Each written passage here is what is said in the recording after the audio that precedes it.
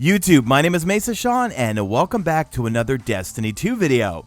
Alright folks, we've got some news to cover. We're going to go over the This Week at Bungie for May 16th, and we've got some Season of Opulence sandbox changes to go over. If you enjoyed this video, a like rating is very much appreciated, and subscribe if you're not a subscriber.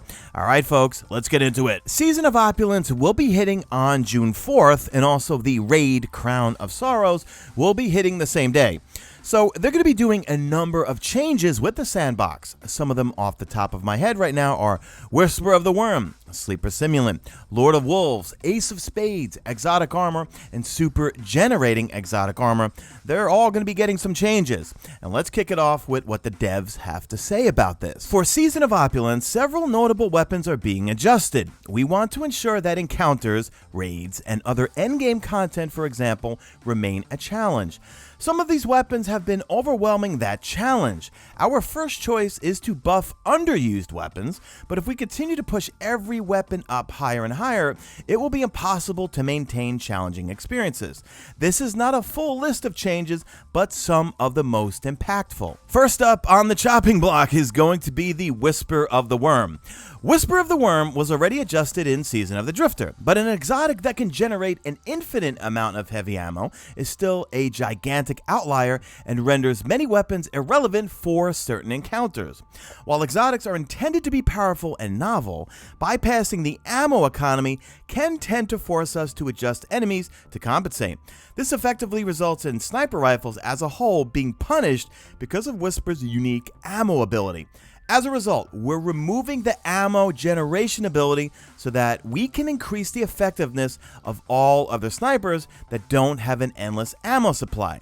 So here's the changes. White Nail pulls ammo from reserves rather than creating it, and reserve ammunition increased to 18 without ammo reserve perks. Next up, the Sleeper Simulant is going under the knife. The reduction of bounced shot damage for Sleeper Simulant is already present on several important enemies. We are now making this reduction part of the weapon. The difference in damage is too large between a single precision shot of Sleeper Simulant and an angled shot that pierces the target and then also hits the target again with the bounced projectiles. Much like the Whisper, we had to adjust enemies around that potential. By making these changes a permanent part of the weapon, we could get into a more balanced position. So here's what they're doing to Sleeper Simulant. Reduced the ricochet/bounce damage on boss combatants, and also modified precision behavior. Total damage is unchanged, but non-precision shots are significantly more forgiving. Next up, we have Lord of Wolves, and they say Lord of Wolves received a massive increase in damage with the full benefits of the shotgun changes in Season of the Drifter. This made it a lot more popular, but we got a significant amount of feedback that release the wolves activating on every kill made it difficult to control the weapon's ammo consumption. As a result, we're allowing you to swap between the two states to control the output, while also reducing its output slightly. So here's the changes. PvE damage reduced by 20%. Release the Wolves perk has now been reworked. No longer triggers automatically on a kill. This effect is now triggered by holding reload, similarly to the fundamentals on Hardlight and Borealis. PvE damage and ranged bonuses on this effect have been removed and replaced with a universal damage bonus instead. Next up, we have Ace of Spades, and they say Ace of Spades is pretty hot in the Crucible and has been since the inclusion in Destiny 2 Forsaken. Really? All I ever get killed by is Luna's Howl or now Outbreak Prime, but at least I can kill them back with Outbreak Prime when I spawn back in. Alright, dumb joke. The number of perks on the weapon combined with the semi-permanent effect of Memento Mori gives the weapon too many advantages compared to other weapons. Now that Memento Mori, is it Mori or Mori? I butcher this every time. Now that Memento, I'm going to call it Mori. Now that the Memento Mori ends when you stow the weapon, you'll need to make a decision on whether or not you'll keep the weapon drawn to retain the bonus. Memento Mori now ends if the weapon is stowed. The PvP bonus of Memento Mori was slightly reduced. No, that's Mori, I think. All right, Memento Mori was slightly reduced to prevent two tapping guardians, while Vengeance, One-Eyed Mask, was active. Specifically, you need 4 resilience to survive this. Memento Mori is active for 6 shots again up from 5. Next up, they're going to be addressing exotic armor, and here straight from the devs. Alongside with weapons above, we will also be making some changes to some exotic armor pieces. Primarily, we're paying attention to pieces of exotic armor that grant back super energy. Oh, please don't be nerfing my Skull of Die car. Yep, you know what? I'm looking at it. They're nerfing that and Orpheus Rigs and Phoenix Protocol. This is not going to be fun. All right, primarily, we're paying attention to pieces of exotic armor that grant back super energy. We felt they are increasingly becoming must-pick gear choices. Yeah, of course, they're the best. Orb generation for teammates is meant to be the best way to accelerate your super generation. These exotics are allowing players to bypass this teamwork mechanic by generating a large amount of super energy without relying on other players' orbs. Also, because these items are so overwhelmingly strong in situations where players face off against large numbers of enemies, some activities were designed considering the use of armor such as Orpheus Rigs, Phoenix Protocol, Skull of Dire Ahamkara, etc.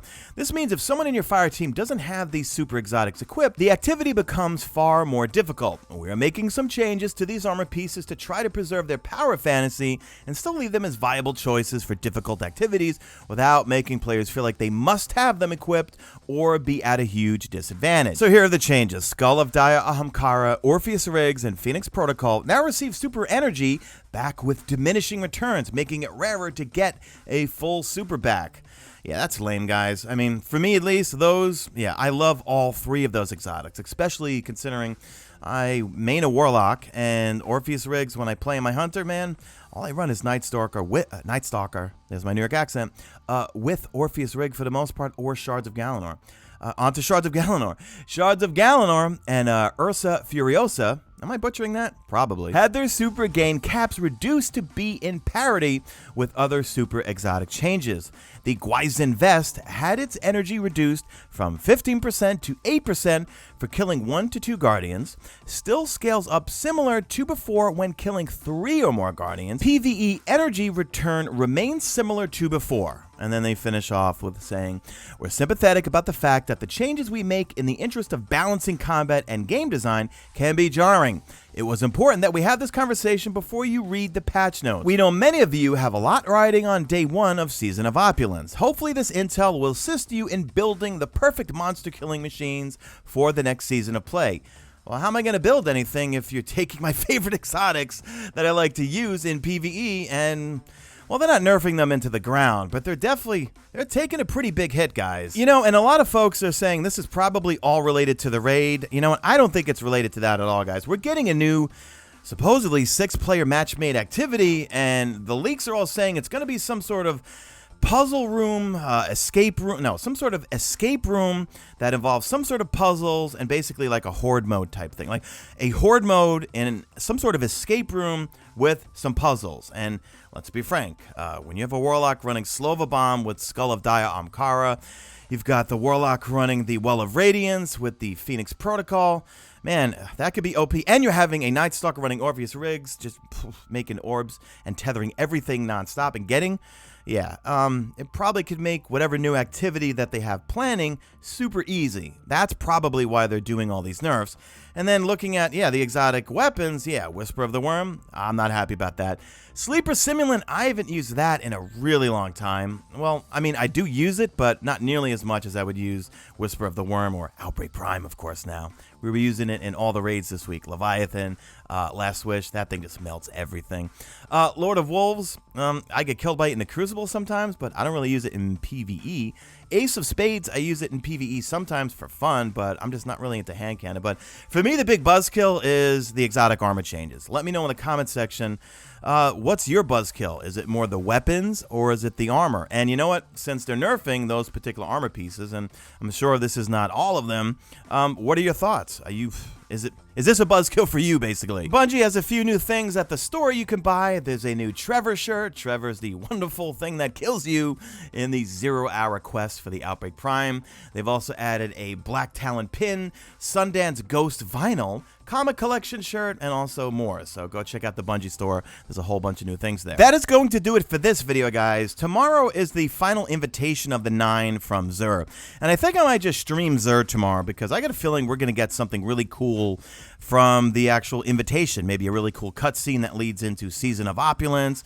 Last week's was really interesting, seeing the pyramid ships and the music. You know, guys, I'm all about music and vibe. Hearing that ominous music in the background when the emissary showed off the pyramid ships and freaked out the drifter. So, yeah, expect a little bit like 10 or 15 minutes before Xur hits whatever location he has. I'm going to fire up the stream right here on YouTube, and we'll see what Xur has, which is going to be the usual nothing good. And then we'll go do the invitation, and then we'll see if it's going to be a cool cutscene or whatever. Or maybe we'll see some more of those lovely pyramid ships, which are supposedly the Veil from Destiny 3, or who our next big threat will be. All right, guys, that's it. Leave me a hashtag made it to the end if you did make it to the end, and do me a favor, drop a like in this video only if you see fit. Follow me on Twitter at Mesa Sean. Check out my stream, usually and always on YouTube, and that's it. I am out of here like Vladimir.